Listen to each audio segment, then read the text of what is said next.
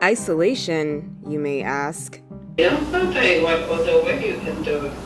So that's what I'm challenging you to think about. When you say that you need to protect your heart, that means you give space between you and the other person. But that's a whole other conversation.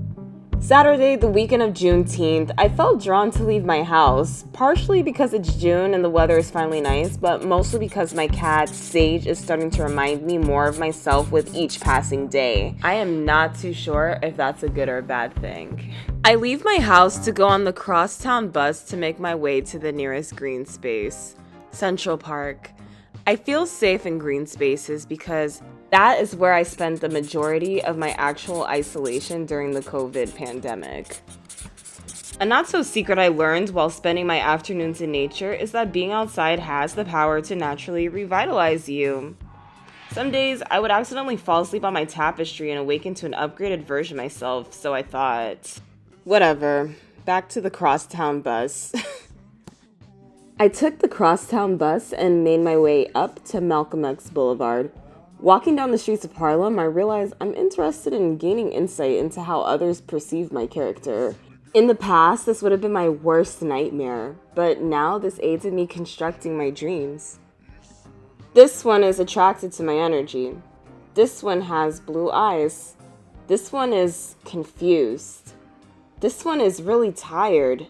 This one is in love. This one is speaking to me?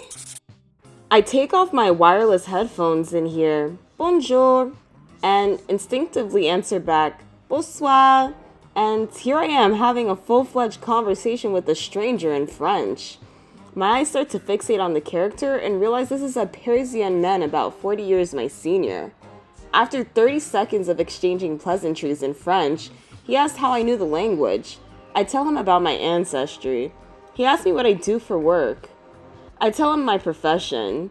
He tells me about a startup he's creating in Silicon Valley. Not to go into details, but it sounded like a Black Mirror episode come to life. I was intrigued. He tells me how to connect with his business partner. I follow his instructions and what to do.